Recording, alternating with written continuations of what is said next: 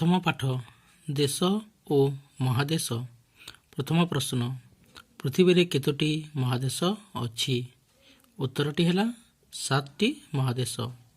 ପରବର୍ତ୍ତୀ ପ୍ରଶ୍ନ, ସବୁଠାରୁ ବୃହତ୍ତମ ମହାଦେଶ କିଏ? ଉତ୍ତରଟି ହେଲା ଏସିଆ ମହାଦେଶ। ପରବର୍ତ୍ତୀ ପ୍ରଶ୍ନ, ଭାରତ ଏସିଆ ମହାଦେଶର କେଉଁ ଭାଗରେ ଅବସ୍ଥିତ? ଉତ୍ତରଟି ହେଲା ଦକ୍ଷିଣ ଭାଗରେ। ପରବର୍ତ୍ତୀ ପ୍ରଶ୍ନ, ଇଣ୍ଡୋନେସିଆ, ମାଲେସିଆ ଓ ଶ୍ରୀଲଙ୍କା କେଉଁ ମହାଦେଶରେ ଅବସ୍ଥିତ? ଉତ୍ତରଟି ହେଲା ଏସିଆ ମହାଦେଶରେ। ପରବର୍ତ୍ତୀ ପ୍ରଶ୍ନ, କେଉଁ ଦେଶରେ ପ୍ରଥମେ ପରମାଣୁ ଶକ୍ତି କେନ୍ଦ୍ର ସ୍ଥାପନ କରାଯାଇଥିଲା? ଉତ୍ତରଟି ହେଲା ରୁଷିଆ ମହାଦେଶରେ। ପରବର୍ତ୍ତୀ ପ୍ରଶ୍ନ, ଏସିଆ ମହାଦେଶର ଆୟତନ କେତେ ବର୍ଗ କିଲୋମିଟର? ଉତ୍ତରଟି ହେଲା 1,40,00,000 ବର୍ଗ କିଲୋମିଟର। ପରବର୍ତ୍ତୀ ପ୍ରଶ୍ନ, ଆୟତନରେ ପୃଥିବୀର ସବୁଠାରୁ ବଡ଼ ଦେଶ କିଏ? ଉତ୍ତରଟି ହେଲା ରୁଷିଆ। ପରବର୍ତ୍ତୀ ପ୍ରଶ୍ନ, ୟୁରୋପ ମହାଦେଶ ପୃଥିବୀର କେଉଁ ଗୋଲାର୍ଦ୍ଧରେ ଅବସ୍ଥିତ? ଉତ୍ତରଟି ହେଲା ଉତ୍ତର ଗୋଲାର୍ଦ୍ଧ। ପରବର୍ତ୍ତୀ ପ୍ରଶ୍ନ, ପୃଥିବୀର ଦୀର୍ଘତମ ନଦୀବନ୍ଧ କେଉଁଠି ଅବସ୍ଥିତ? ଉତ୍ତରଟି ହେଲା ଓଡ଼ିଶାର ହୀରାକୁଦଠାରେ। ପରବର୍ତ୍ତୀ ପ୍ରଶ୍ନ, କେଉଁ ଦେଶକୁ ଶ୍ଵେତ କୋଇଲାର ଦେଶ କୁହାଯାଏ? ଉତ୍ତରଟି ହେଲା ସୁଇଜରଲ୍ୟାଣ୍ଡ। ପରବର୍ତ୍ତୀ ପ୍ରଶ୍ନ, ପୃଥିବୀର ଦୀର୍ଘତମ ରେଳ ଷ୍ଟେସନ କେଉଁଠି ଅବସ୍ଥିତ? ଉତ୍ତରଟି ହେଲା ଭାରତର ଖଡ଼ଗପୁରଠାରେ। ପରବର୍ତ୍ତୀ ପ୍ରଶ୍ନ, ଜନବିରଳ ମହାଦେଶ କିଏ? ଉତ୍ତରଟି ହେଲା ଆଣ୍ଟାର୍କଟିକା। ପରବର୍ତ୍ତୀ ପ୍ରଶ୍ନ, ଜନବହୁଳ ମହାଦେଶ କିଏ? ଉତ୍ତରଟି ହେଲା ଏସିଆ। ପରବର୍ତ୍ତୀ ପ୍ରଶ୍ନ, ଗ୍ରୀନଲାଣ୍ଡ କେଉଁ ମହାଦେଶରେ ଅବସ୍ଥିତ? ଉତ୍ତରଟି ହେଲା ଉତ୍ତର ଆମେରିକା। ପରବର୍ତ୍ତୀ ପ୍ରଶ୍ନ, କେଉଁ ଦେଶରେ ପ୍ରଥମେ ତୈଳକୂପ ଖନନ କରାଯାଇଥିଲା? ଉତ୍ତରଟି ହେଲା ପେନସିଲଭାନିଆ। ଦ୍ୱିତୀୟ ପାଠ, ଭାରତର ବୃହତ୍ତମ ପ୍ରସିଦ୍ଧ ସ୍ଥାନ ଓ ଭାରତର ପ୍ରଥମ ପ୍ରଶ୍ନ, ଭାରତର ଦୀର୍ଘତମ ରାସ୍ତା କେଉଁଟି? ଉତ୍ତରଟି ହେଲା NH-44। ଏହା ଶ୍ରୀନଗରଠାରୁ କନ୍ୟାକୁମାରୀ ପର୍ଯ୍ୟନ୍ତ ବିସ୍ତୃତ। ପରବର୍ତ୍ତୀ ପ୍ରଶ୍ନ, ଭାରତର ଉଚ୍ଚତମ ପେଟ୍ରୋଲ ପମ୍ପର ନାମ କ'ଣ? ଉତ୍ତରଟି ହେଲା ମନାଲି। ଏହାର ଲମ୍ବ 12,250 ମିଟର। ପରବର୍ତ୍ତୀ ପ୍ରଶ୍ନ, ଭାରତର ବୃହତ୍ତମ ଅଟ୍ଟାଳିକା କ'ଣ? ଉତ୍ତରଟି ହେଲା ରାଷ୍ଟ୍ରପତି ଭବନ। ପରବର୍ତ୍ତୀ ପ୍ରଶ୍ନ, ଭାରତର ବୃହତ୍ତମ ପ୍ଲାନେଟୋରିୟମ କ'ଣ? ଉତ୍ତରଟି ହେଲା କୋଲକାତାର ବିର୍ଲା ପ୍ଲାନେଟୋରିୟମ। ପରବର୍ତ୍ତୀ ପ୍ରଶ୍ନ, ଭାରତର ବୃହତ୍ତମ ସ୍ନାନ ପୁଷ୍କରିଣୀ କ'ଣ? ଉତ୍ତରଟି ହେଲା କୁରୁକ୍ଷେତ୍ରର ବ୍ରହ୍ମ ସରୋବର। ପରବର୍ତ୍ତୀ ପ୍ରଶ୍ନ, ଭାରତର ସୁପ୍ରିମକୋର୍ଟର ପ୍ରଥମ ମୁଖ୍ୟ ବିଚାରପତି କିଏ? ଉତ୍ତରଟି ହେଲା H.J. କାନିଆ। ପରବର୍ତ୍ତୀ ପ୍ରଶ୍ନ, ଭାରତ ରତ୍ନ ଲାଭ କରିଥିବା ପ୍ରଥମ ଭାରତୀୟଙ୍କ ନାମ କ'ଣ? ଉତ୍ତରଟି ହେଲା C. ରାଜଗୋପାଳଚାରୀ। ପରବର୍ତ୍ତୀ ପ୍ରଶ୍ନ, ଭାରତର ପ୍ରଥମ ICS ଅଫିସରଙ୍କ ନାମ କ'ଣ? ଉତ୍ତରଟି ହେଲା ସତ୍ୟେନ୍ଦ୍ରନାଥ ଟାଗୋର। ପରବର୍ତ୍ତୀ ପ୍ରଶ୍ନ, ଭାରତର ପ୍ରଥମ ଏଭରେଷ୍ଟ ଶୃଙ୍ଗ ଆରୋହୀ କିଏ? ଉତ୍ତରଟି ହେଲା ତେନଜିଂ ନର୍ଗେ। ପରବର୍ତ୍ତୀ ପ୍ରଶ୍ନ, ଭାରତର ପ୍ରଥମ ମହାକାଶଚାରୀଙ୍କ ନାମ କ'ଣ? ଉତ୍ତରଟି ହେଲା ରାକେଶ ଶର୍ମା। ପରବର୍ତ୍ତୀ ପ୍ରଶ୍ନ, ହରିଦ୍ୱାର କାହିଁକି ପ୍ରସିଦ୍ଧ? ଉତ୍ତରଟି ହେଲା ଏହା ବ୍ରହ୍ମକୁଣ୍ଡ ପାଇଁ ପ୍ରସିଦ୍ଧ ଏବଂ ଗଙ୍ଗା ନଦୀ କୂଳରେ ଅବସ୍ଥିତ। ପରବର୍ତ୍ତୀ ପ୍ରଶ୍ନ, ଏଭରେଷ୍ଟ କାହିଁକି ପ୍ରସିଦ୍ଧ? ଏଭରେଷ୍ଟ ପୃଥିବୀର ଉଚ୍ଚତମ ଶୃଙ୍ଗ ଏବଂ ଏହା ନେପାଳରେ ଅବସ୍ଥିତ। ପରବର୍ତ୍ତୀ ପ୍ରଶ୍ନ, ଅମରକଣ୍ଟକ କାହିଁକି ପ୍ରସିଦ୍ଧ? ଉତ୍ତରଟି ହେଲା ମହାନଦୀର ଉଦ୍ଗମ ସ୍ଥଳ, ତେଣୁ ଏହା ପ୍ରସିଦ୍ଧ। ପରବର୍ତ୍ତୀ ପ୍ରଶ୍ନ, ଶାନ୍ତିନିକେତନ କାହିଁକି ପ୍ରସିଦ୍ଧ? ଏହା ରବୀନ୍ଦ୍ରନାଥ ଠାକୁରଙ୍କ ଦ୍ୱାରା ପ୍ରତିଷ୍ଠିତ ହୋଇଥିଲା ଏବଂ ଏଠାରେ ବିଶ୍ୱବିଦ୍ୟାଳୟ ଥିବାରୁ ପ୍ରସିଦ୍ଧ। ପରବର୍ତ୍ତୀ ପ୍ରଶ୍ନ, ରାଜଘାଟ କାହିଁକି ପ୍ରସିଦ୍ଧ? ଏଠାରେ ମହାତ୍ମା ଗାନ୍ଧୀଙ୍କର ସମାଧିପୀଠ ଥିବାରୁ ପ୍ରସିଦ୍ଧ ଏବଂ ଏହା ଦିଲ୍ଲୀଠାରେ ଅବସ୍ଥିତ। ପରବର୍ତ୍ତୀ ପ୍ରଶ୍ନ, ଉଜ୍ଜୟିନୀ କାହିଁକି ପ୍ରସିଦ୍ଧ? ଉତ୍ତରଟି ହେଲା ଏହା ମହାକାଳେଶ୍ୱର ମନ୍ଦିର ପାଇଁ ବିଖ୍ୟାତ ଏବଂ ଏହା ଦ୍ୱାଦଶ ଜ୍ୟୋତିର୍ଲିଙ୍ଗ ମଧ୍ୟରୁ ଅନ୍ୟତମ। ପରବର୍ତ୍ତୀ ପ୍ରଶ୍ନ, କୋଲାର କାହିଁକି ପ୍ରସିଦ୍ଧ? ଏହା କର୍ଣ୍ଣାଟକ ରାଜ୍ୟରେ ଅବସ୍ଥିତ ଏବଂ ସୁନା ଖଣି ପାଇଁ ପ୍ରସିଦ୍ଧ। ପରବର୍ତ୍ତୀ ପ୍ରଶ୍ନ, ଜୟପୁର କାହିଁକି ପ୍ରସିଦ୍ଧ? ଏହା ଗୋଲାପୀ ନଗର ପାଇଁ ପ୍ରସିଦ୍ଧ ଏବଂ ଏହା ରାଜସ୍ଥାନର ରାଜଧାନୀ ଅଟେ। ପରବର୍ତ୍ତୀ ପ୍ରଶ୍ନ, ମଦୁରାଇ କାହିଁକି ପ୍ରସିଦ୍ଧ? ଏହା ମୀନାକ୍ଷୀ ମନ୍ଦିର ପାଇଁ ପ୍ରସିଦ୍ଧ ଏବଂ ତାମିଲନାଡୁଠାରେ ଅବସ୍ଥିତ। ପରବର୍ତ୍ତୀ ପ୍ରଶ୍ନ, ପୁରୀ କାହିଁକି ପ୍ରସିଦ୍ଧ? ପୁରୀ ପ୍ରଭୁ ଶ୍ରୀ ଜଗନ୍ନାଥ ମନ୍ଦିରଙ୍କ ପାଇଁ ପ୍ରସିଦ୍ଧ। ତୃତୀୟ ପାଠ ଇତିହାସ। ପ୍ରଥମ ପ୍ରଶ୍ନ, ବିକ୍ରମ ସମ୍ବତ କେଉଁ ମସିହାରୁ ଆରମ୍ଭ ହୋଇଛି? ଉତ୍ତରଟି ହେଲା ଖ୍ରୀଷ୍ଟାବ୍ଦ 58ରୁ। ପରବର୍ତ୍ତୀ ପ୍ରଶ୍ନ, ଅମୃତସରର ହତ୍ୟାକାଣ୍ଡ କେଉଁଠାରେ ହୋଇଥିଲା? ଉତ୍ତରଟି ହେଲା ଜାଲିଆନାୱାଲା ବାଗଠାରେ। ପରବର୍ତ୍ତୀ ପ୍ରଶ୍ନ, ଆର୍ଯ୍ୟ ସମାଜର ପ୍ରତିଷ୍ଠାତା କିଏ? ଉତ୍ତରଟି ହେଲା ସ୍ୱାମୀ ଦୟାନନ୍ଦ। ପରବର୍ତ୍ତୀ ପ୍ରଶ୍ନ, ମହେଞ୍ଜୋଦାରୋ କେଉଁ ନଦୀ କୂଳରେ ଅବସ୍ଥିତ? ଉତ୍ତରଟି ହେଲା ସିନ୍ଧୁ ନଦୀ କୂଳରେ। ପରବର୍ତ୍ତୀ ପ୍ରଶ୍ନ, ଆଜାଦ ହିନ୍ଦ ଫୌଜ କିଏ ଓ କେବେ ଗଠନ କରିଥିଲେ? ଉତ୍ତରଟି ହେଲା ସୁଭାଷ ଚନ୍ଦ୍ର ବୋଷ 1943ରେ ଗଠନ କରିଥିଲେ। ପରବର୍ତ୍ତୀ ପ୍ରଶ୍ନ, ଅଶୋକ ଶିଳାଲିପି କେଉଁଠାରେ ଦେଖାଯାଏ? ଉତ୍ତରଟି ହେଲା ଧଉଲିଠାରେ। ପରବର୍ତ୍ତୀ ପ୍ରଶ୍ନ, କାହାକୁ ଓଡ଼ିଶାର ଦ୍ୱିତୀୟ ଖାରବେଳ କୁହାଯାଏ? ଉତ୍ତରଟି ହେଲା ରାଜା କପିଳେନ୍ଦ୍ର ଦେବ। ପରବର୍ତ୍ତୀ ପ୍ରଶ୍ନ, ଓଡ଼ିଶାର କେଉଁ ବୀର 1857 ମସିହାରେ ଇଂରେଜ ଶାସନ ବିରୋଧରେ ସଂଗ୍ରାମ କରିଥିଲେ?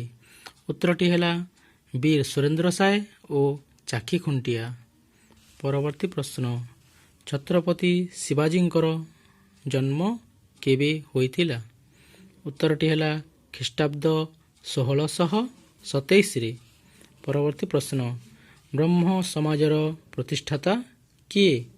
ଉତ୍ତରଟି ହେଲା ରାଜା ରାମମୋହନ ରାୟ। ପରବର୍ତ୍ତୀ ପ୍ରଶ୍ନ, ରାମକୃଷ୍ଣ ମିଶନର ପ୍ରତିଷ୍ଠାତା କିଏ? ଉତ୍ତରଟି ହେଲା ସ୍ୱାମୀ ବିବେକାନନ୍ଦ। ପରବର୍ତ୍ତୀ ପ୍ରଶ୍ନ, ଭାରତର ଶେଷ ହିନ୍ଦୁ ସମ୍ରାଟ କିଏ? ଉତ୍ତରଟି ହେଲା ପୃଥ୍ୱୀରାଜ ଚୌହାନ। ପରବର୍ତ୍ତୀ ପ୍ରଶ୍ନ, କେଉଁ ବେଦରେ ବିଭିନ୍ନ ସମର୍ପିତ ପ୍ରାର୍ଥନା ବର୍ଣ୍ଣିତ? ଉତ୍ତରଟି ହେଲା ଯଜୁର୍ବେଦ। ପରବର୍ତ୍ତୀ ପ୍ରଶ୍ନ, କେଉଁ ବେଦରେ ଚିକିତ୍ସା ବିଷୟରେ ବର୍ଣ୍ଣନା କରାଯାଇଛି? ଉତ୍ତରଟି ହେଲା ଅଥର୍ବବେଦ। ପରବର୍ତ୍ତୀ ପ୍ରଶ୍ନ, ଦାଣ୍ଡିଯାତ୍ରା କେବେ ଅନୁଷ୍ଠିତ ହୋଇଥିଲା?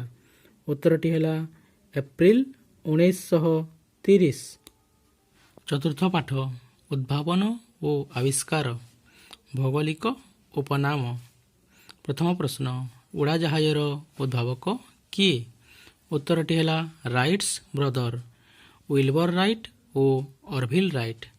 ପରବର୍ତ୍ତୀ ପ୍ରଶ୍ନ, ଟେଲିଫୋନର ଉଦ୍ଭାବକ କିଏ? ଉତ୍ତରଟି ହେଲା ଗ୍ରାହାମ ବେଲ। ପରବର୍ତ୍ତୀ ପ୍ରଶ୍ନ, ରେଡ଼ିଓର ଉଦ୍ଭାବକ କିଏ? ଉତ୍ତରଟି ହେଲା ମାର୍କୋନି। ପରବର୍ତ୍ତୀ ପ୍ରଶ୍ନ, ବିଜୁଳି ବତୀର ଉଦ୍ଭାବକ କିଏ? ଉତ୍ତରଟି ହେଲା ଥୋମାସ ଏଡିସନ ଓ ଜୋସେଫ ସ୍ୱାନ। ପରବର୍ତ୍ତୀ ପ୍ରଶ୍ନ, ଥର୍ମୋମିଟରର ଉଦ୍ଭାବକ କିଏ?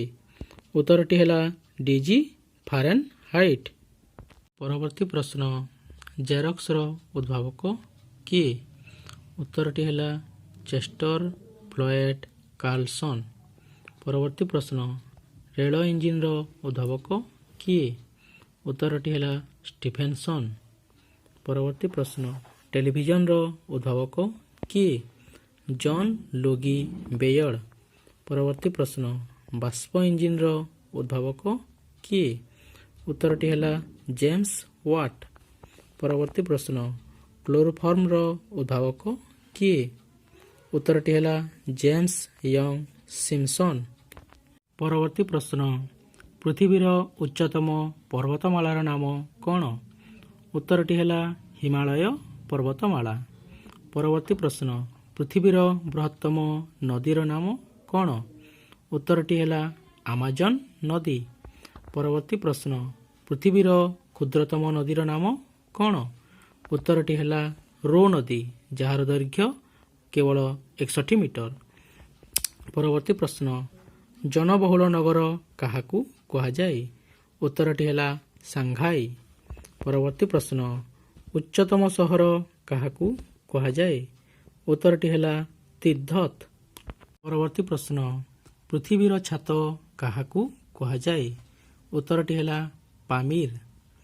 ପରବର୍ତ୍ତୀ ପ୍ରଶ୍ନ, ଲୋହିତ ଗ୍ରହ କାହାକୁ କୁହାଯାଏ? ଉତ୍ତରଟି ହେଲା ମଙ୍ଗଳ। ପରବର୍ତ୍ତୀ ପ୍ରଶ୍ନ, ତାଳ ତେଲର ଦେଶ କାହାକୁ କୁହାଯାଏ? ଉତ୍ତରଟି ହେଲା ନାଇଜେରିଆ। ପରବର୍ତ୍ତୀ ପ୍ରଶ୍ନ, ଅତି ଶୀତଳ ଅଞ୍ଚଳ କାହାକୁ କୁହାଯାଏ? ଉତ୍ତରଟି ହେଲା ସାଇବେରିଆ। ପରବର୍ତ୍ତୀ ପ୍ରଶ୍ନ, ଖବର କାଗଜର ଦ୍ୱୀପ କାହାକୁ କୁହାଯାଏ? ଉତ୍ତରଟି ହେଲା ନ୍ୟୁ ଫାଉଣ୍ଡଲ୍ୟାଣ୍ଡ। ପରବର୍ତ୍ତୀ ପ୍ରଶ୍ନ, ପାରାଦୀପ ବନ୍ଦର କେଉଁ ଜିଲ୍ଲାରେ ଅବସ୍ଥିତ? ଉତ୍ତରଟି ହେଲା ଜଗତସିଂହପୁର ଜିଲ୍ଲା। ପରବର୍ତ୍ତୀ ପ୍ରଶ୍ନ, ଏସିଆ ମହାଦେଶର ବୃହତ୍ତମ ଧାନ ଗବେଷଣା କେନ୍ଦ୍ର କେଉଁ ଜିଲ୍ଲାରେ ଅବସ୍ଥିତ? ଉତ୍ତରଟି ହେଲା କଟକ ଜିଲ୍ଲାର ବିଦ୍ୟାଧରପୁରଠାରେ। ପରବର୍ତ୍ତୀ ପ୍ରଶ୍ନ, ଚିଲିକା ହ୍ରଦ କେଉଁ ଜିଲ୍ଲାରେ ଅବସ୍ଥିତ? ଉତ୍ତରଟି ହେଲା ଖୋର୍ଦ୍ଧା ଜିଲ୍ଲାରେ। ପରବର୍ତ୍ତୀ ପ୍ରଶ୍ନ, ପାତାଳ ଗଙ୍ଗା କେଉଁ ଜିଲ୍ଲାରେ ଅବସ୍ଥିତ?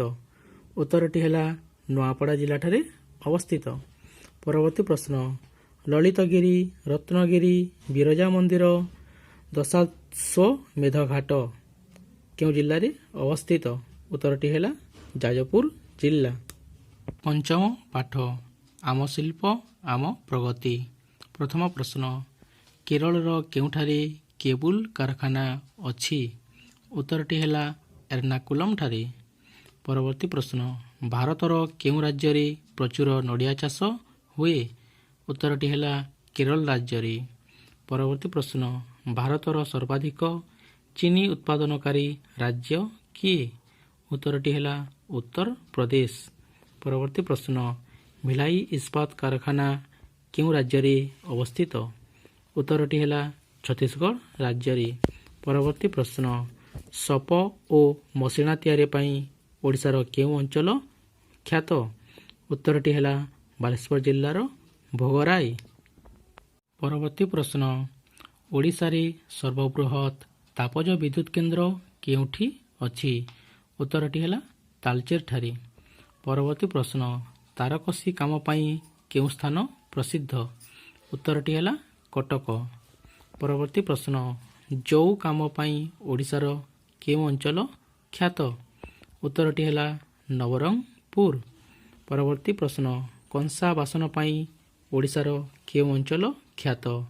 ଉତ୍ତରଟି ହେଲା ଢେଙ୍କାନାଳ ଜିଲ୍ଲାର ଭୁବନ। ପରବର୍ତ୍ତୀ ପ୍ରଶ୍ନ, ଗୁଜରାଟର କେଉଁଠାରେ ପେଟ୍ରୋଲିୟମ କାରଖାନା ଅଛି? ଉତ୍ତରଟି ହେଲା କ୍ୟାମ୍ବେଠାରେ। ପରବର୍ତ୍ତୀ ପ୍ରଶ୍ନ, ଆଲିଗଡ଼ ସହର କେଉଁ ଶିଳ୍ପ ପାଇଁ ପ୍ରସିଦ୍ଧ? ଉତ୍ତରଟି ହେଲା ଚାବି ଓ ତାଲା ପାଇଁ। ପରବର୍ତ୍ତୀ ପ୍ରଶ୍ନ, ଓଡ଼ିଶାର କେଉଁ ସ୍ଥାନ ଚାନ୍ଦୁଆ ତିଆରି ପାଇଁ ପ୍ରସିଦ୍ଧ? ଉତ୍ତରଟି ହେଲା ପିପିଲି। ପରବର୍ତ୍ତୀ ପ୍ରଶ୍ନ, ଭାରତର ପ୍ରସିଦ୍ଧ ହୀରା ଖଣି କେଉଁଠାରେ ଅଛି? ଉତ୍ତରଟି ହେଲା ମଧ୍ୟପ୍ରଦେଶର ପାଟନାଠାରେ। ପରବର୍ତ୍ତୀ ପ୍ରଶ୍ନ, ବେଲଜିୟମ କେଉଁ ଶିଳ୍ପ ପାଇଁ ପ୍ରସିଦ୍ଧ? ଉତ୍ତରଟି ହେଲା କାଚ ଶିଳ୍ପ ପାଇଁ। ପରବର୍ତ୍ତୀ ପ୍ରଶ୍ନ, ଓଡ଼ିଶାର କେଉଁଠାରେ ରେଳ ଡବା ମରାମତି କାରଖାନା ଅଛି? ଉତ୍ତରଟି ହେଲା ଭୁବନେଶ୍ୱରର ମଞ୍ଚେଶ୍ୱରଠାରେ। ଷଷ୍ଠ ପାଠ, ମହାପୁରୁଷ, ଖେଳ ଓ ଖେଳାଳି ଓ ପୁରା ନାମ। ପ୍ରଥମ ପ୍ରଶ୍ନ, ଉତ୍କଳ ଟାନେରୀ ନାମକ କାରଖାନା ଗଢ଼ିଥିବା ମହାପୁରୁଷ କିଏ? ଉତ୍ତରଟି ହେଲା ମଧୁସୂଦନ ଦାସ। ପରବର୍ତ୍ତୀ ପ୍ରଶ୍ନ, କେଉଁ ମହାପୁରୁଷଙ୍କୁ ଦାସେ ଆପଣେ କୁହାଯାଏ? ଉତ୍ତରଟି ହେଲା ପଣ୍ଡିତ ଗୋପବନ୍ଧୁ ଦାସ।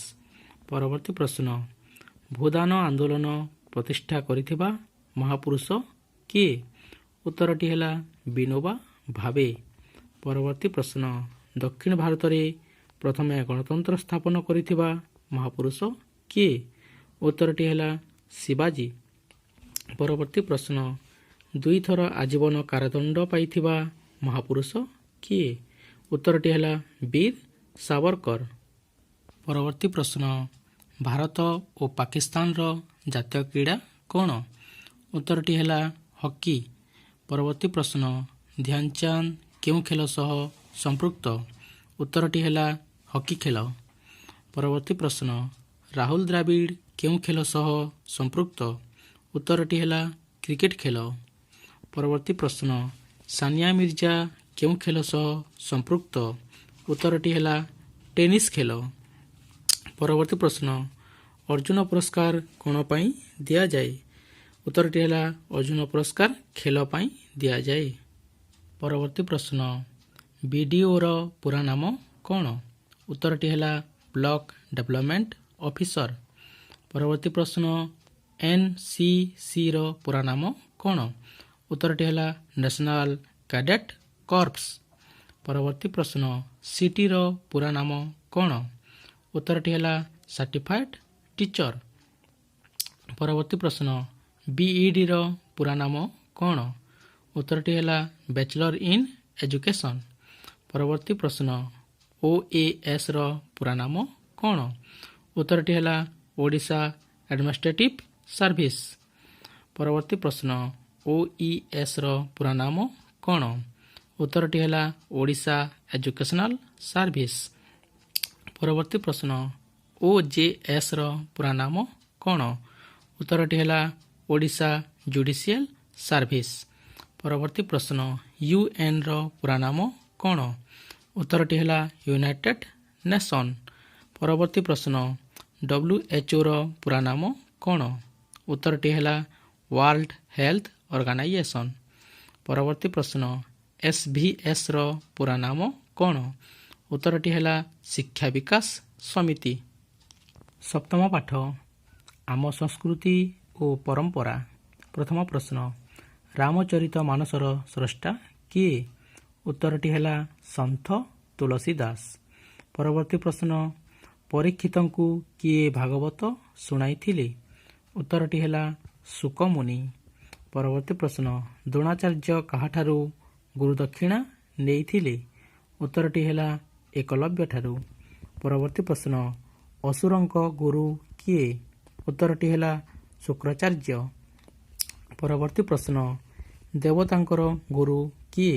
ଉତ୍ତରଟି ହେଲା ବୃହସ୍ପତି। ପରବର୍ତ୍ତୀ ପ୍ରଶ୍ନ ବିଷ୍ଣୁଙ୍କ ବାହନର ନାମ କ'ଣ? ଉତ୍ତରଟି ହେଲା ଗରୁଡ଼। ପରବର୍ତ୍ତୀ ପ୍ରଶ୍ନ କେଉଁ ପର୍ବତରେ ମହିଷାସୁରଙ୍କୁ ବଧ କରାଯାଇଥିଲା? ଉତ୍ତରଟି ହେଲା ବିନ୍ଧ୍ୟ ପର୍ବତ। ପରବର୍ତ୍ତୀ ପ୍ରଶ୍ନ କିଏ ଶାଗ ଭଜା ଦେଇ ଶ୍ରୀକୃଷ୍ଣଙ୍କୁ ସନ୍ତୁଷ୍ଟ କରିଥିଲେ? ଉତ୍ତରଟି ହେଲା ବିଦୁରଙ୍କ ସ୍ତ୍ରୀ। ପରବର୍ତ୍ତୀ ପ୍ରଶ୍ନ ମକର ଧ୍ୱଜଙ୍କୁ କାହାର ପୁତ୍ର ବୋଲି କୁହାଯାଏ? ଉତ୍ତରଟି ହେଲା ହନୁମାନଙ୍କ ପୁତ୍ର। ପରବର୍ତ୍ତୀ ପ୍ରଶ୍ନ ଶ୍ରୀ ରାଧାଙ୍କର ପତିଙ୍କ ନାମ କ'ଣ? ଉତ୍ତରଟି ହେଲା ଚନ୍ଦ୍ରସେଣା। ପରବର୍ତ୍ତୀ ପ୍ରଶ୍ନ ପଞ୍ଚଦେବ କହିଲେ କାହାକୁ ବୁଝାଯାଏ? ଉତ୍ତରଟି ହେଲା ଶ୍ରୀ ଗଣେଶ, ନାରାୟଣ, ରୁଦ୍ର, ଅମ୍ବିକା ଓ ଭାସ୍କରଙ୍କୁ ପଞ୍ଚଦେବ ବୋଲି କୁହାଯାଏ। ପରବର୍ତ୍ତୀ ପ୍ରଶ୍ନ ସମ୍ବଲପୁରର ଅଧିଷ୍ଠାତ୍ରୀ ଦେବୀ କିଏ? ଉତ୍ତରଟି ହେଲା ସମଲେଶ୍ୱରୀ। ପରବର୍ତ୍ତୀ ପ୍ରଶ୍ନ ନାଭିଗୟା କେଉଁ ନଗରରେ ଅବସ୍ଥିତ? ଉତ୍ତରଟି ହେଲା ଯାଜପୁର ନଗର। ପରବର୍ତ୍ତୀ ପ୍ରଶ୍ନ ରାବଣ ପୁତ୍ର ଇନ୍ଦ୍ରଜିତର ଅନ୍ୟ ନାମ କ'ଣ? ଉତ୍ତରଟି ହେଲା ମେଘନାଦ। ପରବର୍ତ୍ତୀ ପ୍ରଶ୍ନ ଖିଚିଙ୍ଗଠାରେ କେଉଁ ମନ୍ଦିର ଅଛି? ଉତ୍ତରଟି ହେଲା କିଚକେଶ୍ୱରୀ ମନ୍ଦିର।